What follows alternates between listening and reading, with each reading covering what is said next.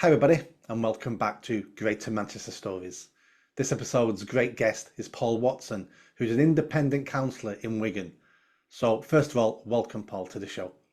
Yeah, thank you. It's great to be here, Nick. Let's jump straight into it. Why did you run as a councillor and why did you choose the path of independence?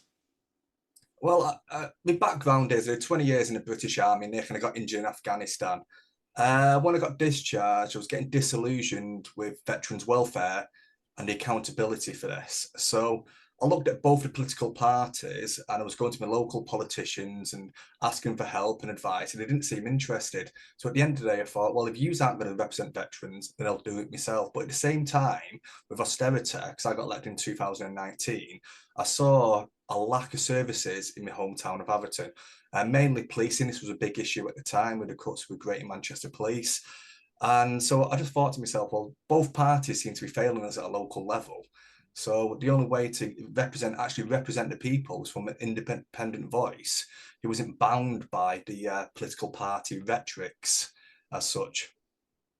Exactly, you mentioned the police there, and almost at the same time you were thinking that Greater Manchester Police are going into special measures. Yeah, absolutely. What we're finding at the moment locally is, yeah, I know the new chief constable goes on about neighbourhood policing. He wants a big push on neighbourhood policing, but for me, that's the bedrock of all policing. Your Bobby on the street in the local area who knows the inner works of everything. But we're finding prosecutions, we find a lot of theft in our shops. And obviously in a small town, it's detrimental and the police won't come out with less than £1,000.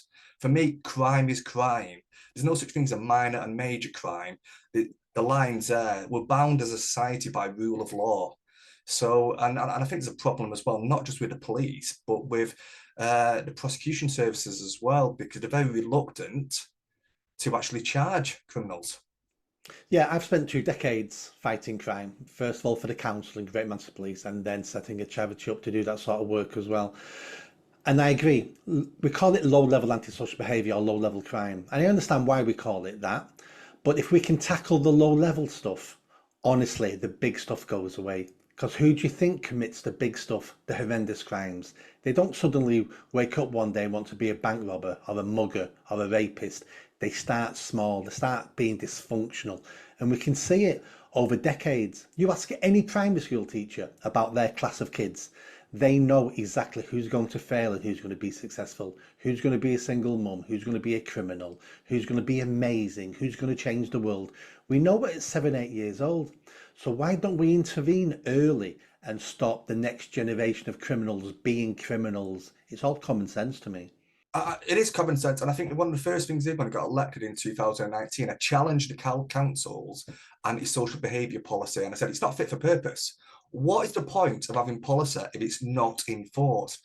And all crime from an early age or even a later age of your first-time criminal, it starts with antisocial behaviour. There's the line. If you cross it, you will be prosecuted or enforcement action, if needed, will be taken. But the problem is we seem to favour the criminals or the perpetrators, and then all of a sudden, the victims, we disregard their needs, and it's just totally out of balance. Well, I'll tell you 100% why councils have antisocial behaviour policies. It's not to reduce antisocial behaviour, it's not to prosecute people. It's so when something goes wrong and it gets in the press, they can go, we've got an antisocial behaviour policy, we've done all we can do. I think there was an article in the MEN about this when I raised this issue, and the council said we can't enforce our own policy because antisocial behaviour could be babies crying, and it's just absurd. It really is. We all know what antisocial behaviour is. It's small acts that could potentially lead to criminal action, and it needs to be nipped in the bud. And like you rightfully said, these school teachers know basically who are going to go in what direction when they get older because they see it on a daily basis. Did they actually use the crying baby in an example? I will send you the link to the MEN. Yes, and they did do that, Nick. That, I've never heard anything as stupid as that.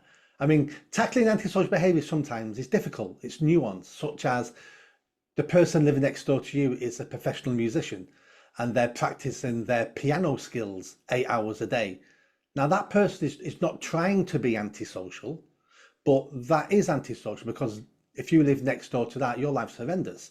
So there is some nuance in it. It is difficult, But I've never, ever, ever, ever heard anyone say a baby crying is antisocial, I will because send you the link. You'll have a good giggle at this. we're a lot more compassionate for children and babies, um, because we know they don't mean it. We know they haven't got the thought process to understand what they're doing. How can you blame a baby for crying? Beyond me, it's just a lack of action and a lack of due diligence to enforce their own policy at the end of the day. And incompetence. Let's never forget, councils are full of incompetence. So, how did you find it running as an independent? Because obviously, I would imagine lots of people told you you're wasting your time, you're wasting your money. Don't try. You're an independent. You're not going to get in. It's a Labour seat. It's a Tory seat. You're wasting your time. Or why you do? You would have had all those things from family, friends, and people who liked you, and idiots online. All would have been saying those things to you.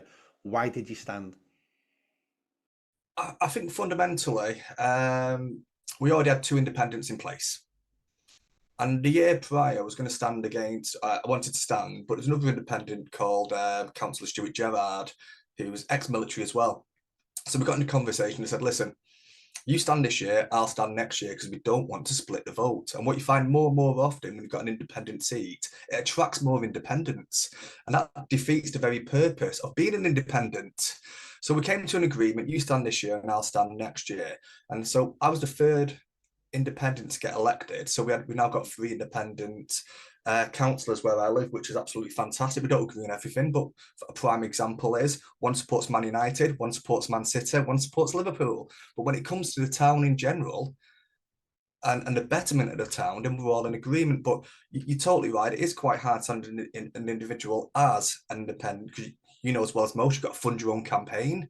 It's your policies. We live in a representative democracy. And what I found was a lot of the major parties, Labour and Conservatives, they were using national rhetoric and their own party narrative. Save the NHS and vote Labour locally. You can't save the NHS locally. I'll tell you a story about that in a minute, actually. But what I can do, and I said, I'll get your bins empties, I'll report potholes for you, I'll represent your needs as a community, because essentially that is your role as a councillor, the bridge between community and council. And ultimately, you've got to, and I think, inform people the difference between local, regional, and national politics. And the way I describe it is we've got three fantastic local football teams in Everton. Everton, Burnham Rovers, Everton Coles, Everton Town. You know, you can go and watch them, that's fine. But at a regional level, you can support your Man United, your Liverpools, your Evertons, your Man Cities. But at a national level, then you can support England, Ireland, Scotland, Wales. You don't just say, I support this football team and that's it. And so I think fundamentally, same with your campaign, with the next election this year, it's about informing the voters what they're voting for. And we live in a representative democracy. What do you stand for? What are your values and standards? No, absolutely. And most people in local elections vote on national policies. I'm a Labour supporter. Labour may be rubbish in my area, but I'm a Labour supporter, so I vote Labour. We, I'm not sure if educating the people is the way forward, because we've tried this for decades. And as we become richer and life gets easier, we become more apathetic. It's like, well, I don't really care. My life's okay. I can't be bothered voting. I'm not sure how we get over that. But I think, like you, people will vote for an individual who has a good reputation in that area. People keep emailing me, how can I help, Nick? Can I deliver leaflets for you? And it's like, well, there's like 3 million people, 3 million homes in Greater Manchester. We can't leaflet 3 million homes. I ain't got the money for the leaflets. Never mind getting people to do it. But what you can do if you're trying to support me is speak to your neighbours and your friends. And you say, I like this guy, because that means more to them than getting a leaflet off me or seeing a tweet from me, because people want personal recommendations for electricians, for mechanics, and for politicians. So if you do a good job in your area and local people talk about you, he fixed my potholes. The council said no, they couldn't do that, but he got them to change their mind. That means a lot to people, because you're improving an individual's life and they never forget that.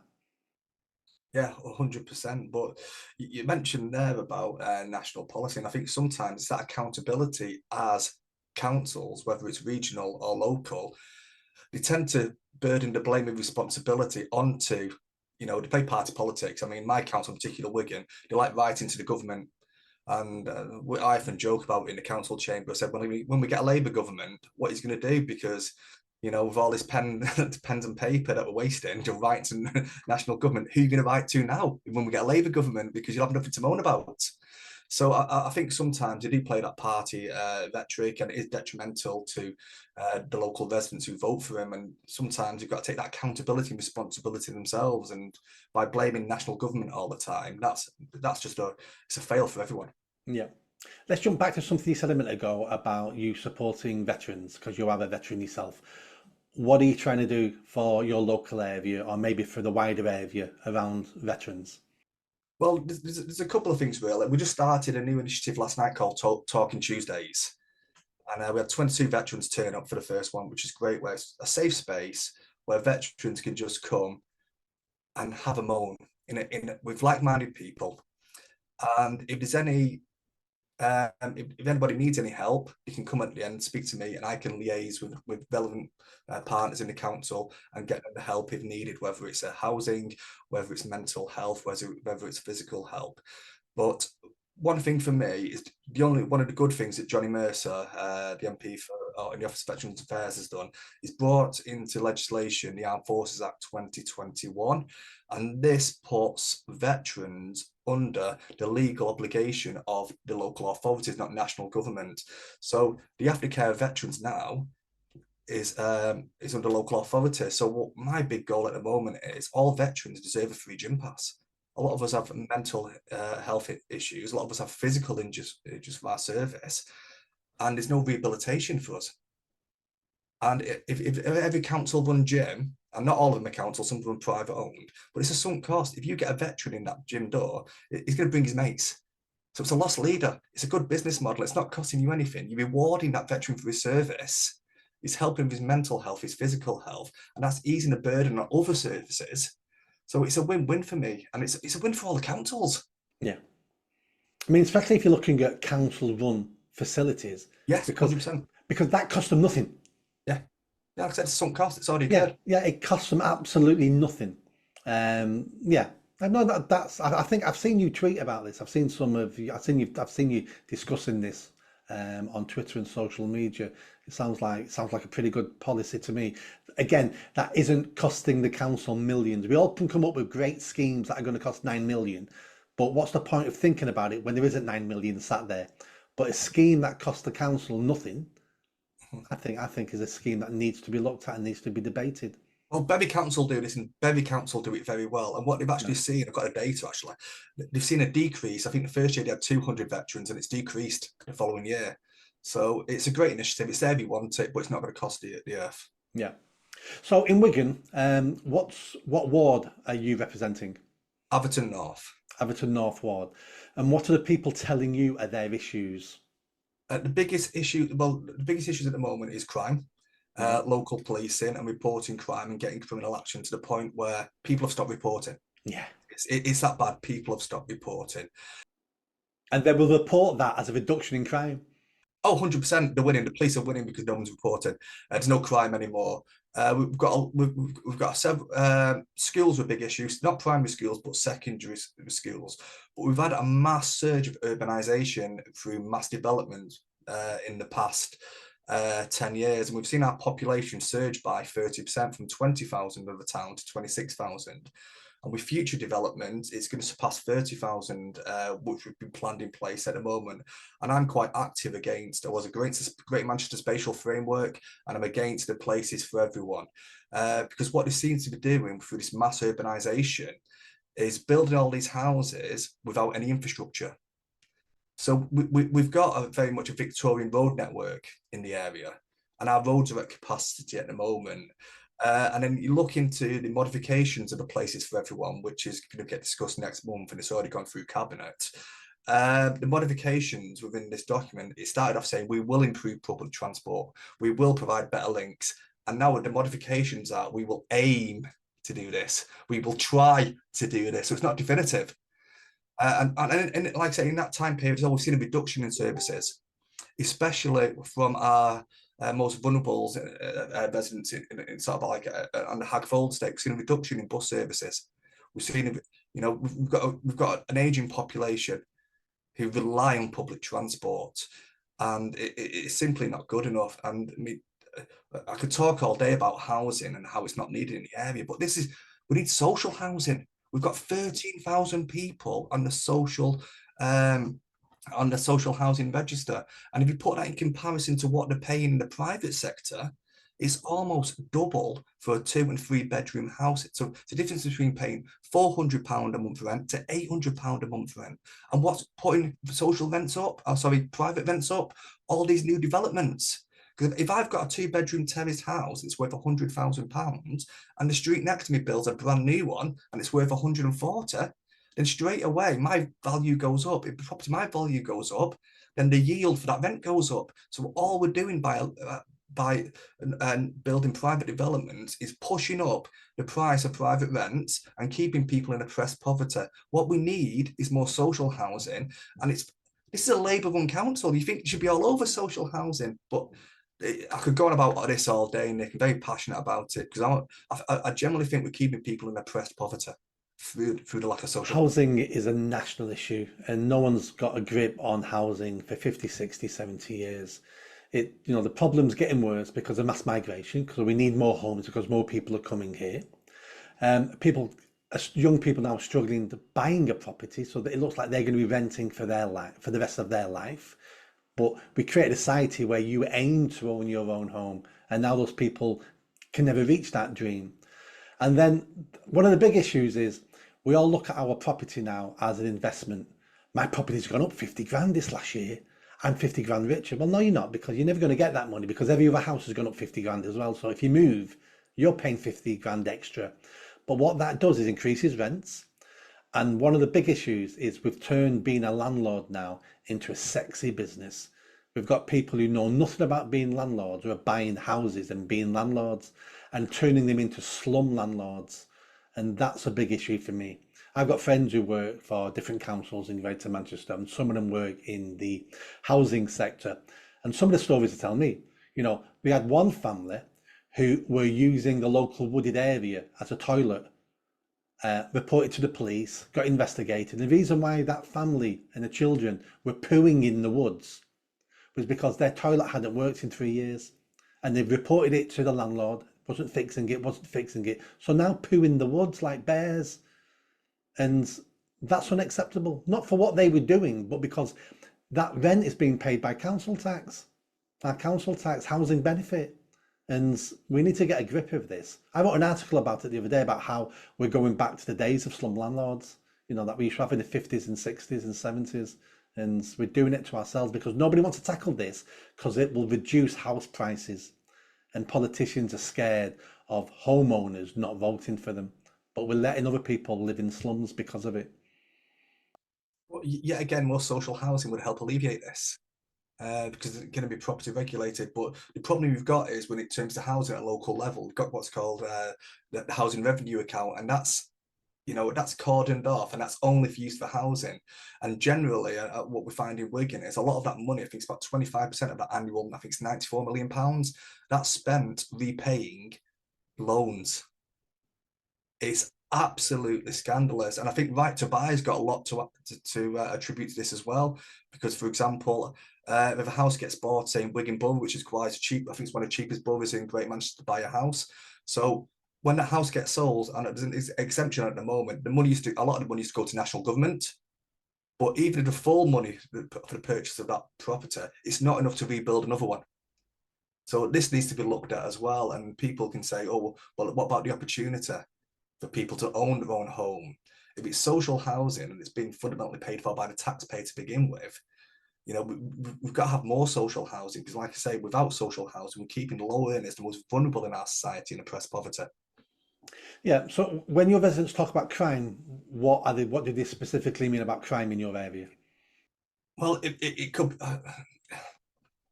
We've got a few issues in the flats near our town centre, and I think what we've essentially done, we've put everybody into, it's almost like forced ghettos, by putting everyone with a bad reputation or with ASB issues, and it's all about enforcing that tenancy. So for me, why should you be rewarded if you keep breaking your tenancy. We had a walk around yesterday actually to some of these flats, and a lot of them are vacant at the moment because when we have bad tenants, they destroy the property, and it's got to be fully refurbed. And we're looking in these windows, and some of these properties, oh my god, they've been absolutely destroyed. But what happens to the council? They move on to another property. And then yet again, you're punishing the good, hard-working, and honest people who generally in these communities. That's what flats are. Let's not beat them on, but the communities, and then they've got to be moved on as well. So then essentially, you get a ghetto type area where all we talk about ASB and lack of enforcement are all together. And we've suggested for years we need vetting and sensitive lets in these sort of mass communal areas such as flats, but it just seems to fall on deaf ears. Again, this is very complicated because these people have to live somewhere. And if they end up on the streets, we then complain that they're living on the streets and why Yeah. we've got homeless people on the streets. So we don't want to have them ending up on the streets. But we need to teach these people how you live in a civilized society, and that there's rules to follow and there's social norms to follow. And again, this is a council responsibility. It's about parenting courses, because a lot of these people are dysfunctional for generations. Their grandparents were horrendous on these estates. Their parents were horrendous on these estates. And now their children are horrendous. You speak to anybody who are the bad families on these estates, we all know them. We need early intervention, we need parenting support, and we need enforcement. We need to teach them that their behaviour is not acceptable and these are the consequences. And we need to do what we say we will do with these families, as well as offer them support and try to change the next generation. But we don't do any of that. It's all too difficult, it's all too expensive. And what we tend to do is either wait until they've broken the law and we arrest them, which achieves nothing, or we move him on to someone else's problem. Yeah, it's a very complex situation, and Don't you move to Liverpool now and you have a Liverpool problem? yeah, it's such a complex situation, this, and I don't pretend to know the answers, but I always try to favour with the victims rather than the perpetrators, and I think that responsibility of I think it was it Blair, he brought in the argument about structures and agencies. It's not their fault. Yeah. Well, there's got to be accountability somewhere. No, it absolutely is the agency's fault. Do you know, I'm sick of people telling me you work for councils and other agencies. They use a phrase sometimes. What's the phrase now? I can't think of the proper phrase, but they're basically saying that person's hard to work with. They're difficult. And the answer is, well, of course they are. That's why we have services like you.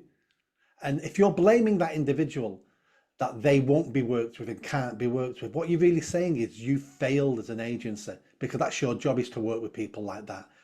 So stop blaming the person, the person in need, even though they're an offender and a perpetrator. That's your job. And if you can't do that job, then you need to go, or your whole service needs to go. And we need to commission someone else who knows how to work with these people and knows how to get these people living better and behaving better.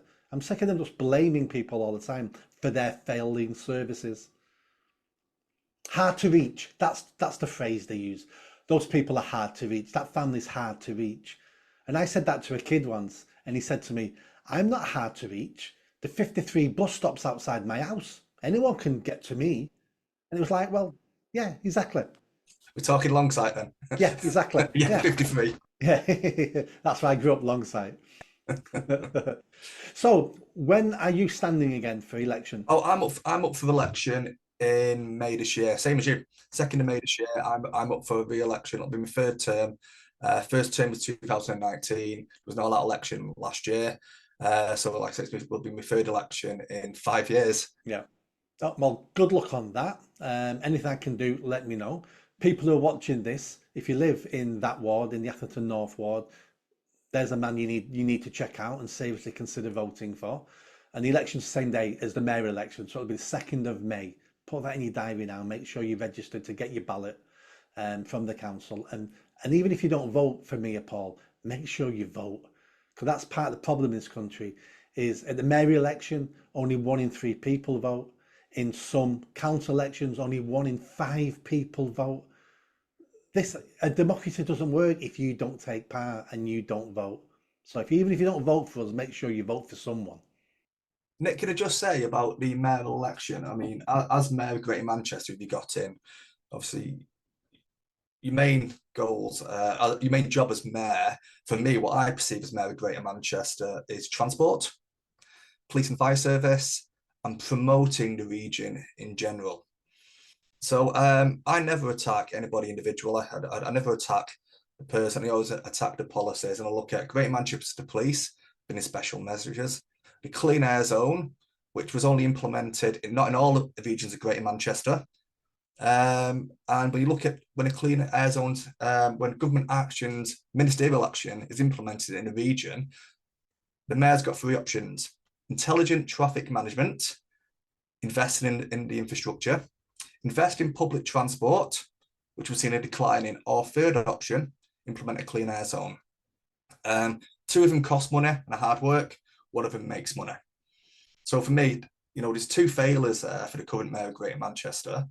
And if you go into the data of the clean air zone, which I did in great depth, it was showing that it wasn't justified because our levels of pollution were dropping over this time period. And then I look at the cost of the cameras still in place, £375,000 a month. Yeah, still £7 million a year. And they've never been used. Yeah, and yes, exactly. And then the broken promises of automatic number plate recognition. Are they going to be used for this? GMP going to take over? So when you look at these two things alone, the mayor for the last term has failed the people of Greater Manchester. Yeah, no, absolutely. He's failed on all his promises. The only promise he's not failed yet is the yellow buses, the B bus network, only because it's only just been initiated. And what people don't realise is in his plan he has to increase passenger numbers by 30% in the next 3 years. Otherwise, this project goes bust, goes bankrupt. So can you imagine what our services are going to be like in 3 years' time if he hasn't increased passenger numbers by 30%, which I don't think he will do.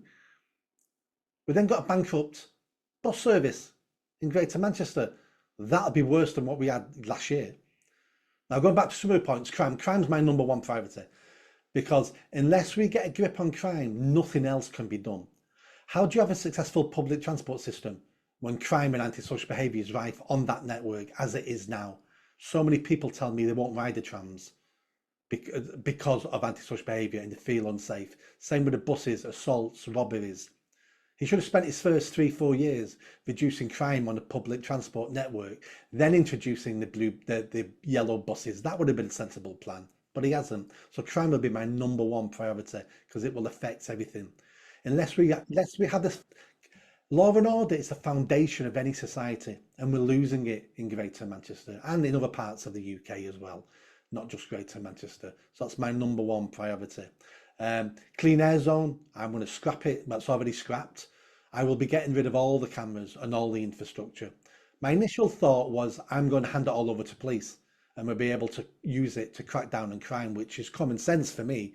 But then I realised if I leave all this in place, the mayor who comes after me can flick a switch and we'll have 15-minute cities. We'll have pay per mile. We'll have a unit. I'm against all this.